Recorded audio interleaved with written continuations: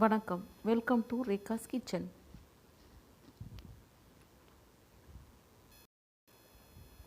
இன்றைக்கி நம்ம பார்க்க போகிறது ஹெல்த்தியான ஒரு பராத்தா வித் க்ரீன் சட்னி.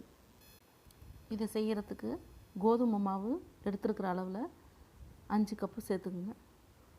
கூட 1/4 கப் கடலை மாவு சேர்த்துக்கிட்டு அதில் கொஞ்சம் உப்பையும் கலந்து விட்டு நல்லா மாவை கலந்து விட்டுக்கணும்.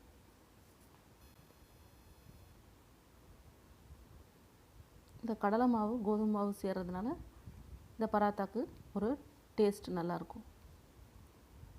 இது கூட நான் சொல்கிற ஒரு பொருளாக சேர்த்துங்க. ஒரு இடித்தூள் 1 ஸ்பூன், கொத்தமல்லி தூள் 1 ஸ்பூன், கரம் மசாலா 1 ஸ்பூன், கூடவே கருஞ்சீரகம் 1 ஸ்பூன், எள்ளு, கருப்பு எள்ளு 1 கைப்பிடி, வெல்லம் 1 கைப்பிடி. வெல்லம் சேர்றதுனால ரொம்ப இதுக்கு ஒரு டேஸ்ட் கிடைக்கும். கசகசா 2 டேபிள் ஸ்பூன்,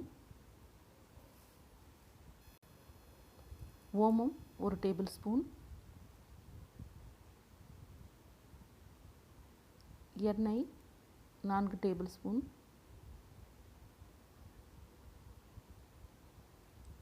ஜீரகம் 1 ஸ்பூன், மஞ்சள் தூள் 1 டேபிள் ஸ்பூன், கடைசியாக கொஞ்சம் எலுமிச்சம்பழம் ஜூஸ் 1 மூடி கலந்து பிழிஞ்சு விட்டு நல்லா கலந்துக்கிட்டு நம்ம இந்த பராத்தா செய்கிறதுக்கு சக்கரவள்ளி கிழங்கு, உருளைக்கிழங்கு, வாழைக்காய் நல்லா வேக வச்சு மசித்த கலவையை இந்த மாவு கூட சேர்ந்து நல்லா ரொட்டி மாவு பதத்திற்கு பிசைஞ்சு விடவும். இதை ஒரு அரை மணி நேரம் மூடி வச்சு அதுக்கப்புறமா எடுத்து வட்டமாக உருட்டி தவாவில் சிம்மிலே வச்சு இருபுறமும் நல்லா வேக விடணும்.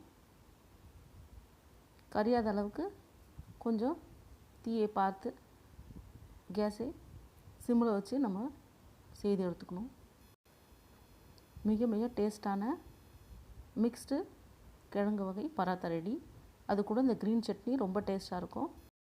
இதுக்கு தேவையான பொருட்கள்: ஒரு எலுமிச்சம்பழம், இஞ்சி, ஜீரகம், வெல்லம், உப்பு, புதினா இலை, 3 பச்சை மிளகாய், கொத்தமல்லி இலை, பொட்டுக்கடலை, கொஞ்சம் வேர்க்கடலை எல்லாத்தையும் மிக்ஸ் பண்ணி நல்லா அரைச்சி எடுத்துக்கிட்டோம். மிக மிக டேஸ்டான க்ரீன் சட்னி ரெடி. புளிப்பு, இனிப்பு சுவையுடன் நல்லாயிருக்கும். எவ்வளோ சாஃப்டாக இருக்குது பாருங்கள். இந்த க்ரீன் சட்னி கூட சாப்பிட ரொம்ப டேஸ்ட்டாக இருக்கும். மிக மிக ஹெல்த்தியான paratha with green chutney ready. செய்து பார்த்துட்டு உங்கள் ஃபீட்பேக் சொல்லுங்கள்.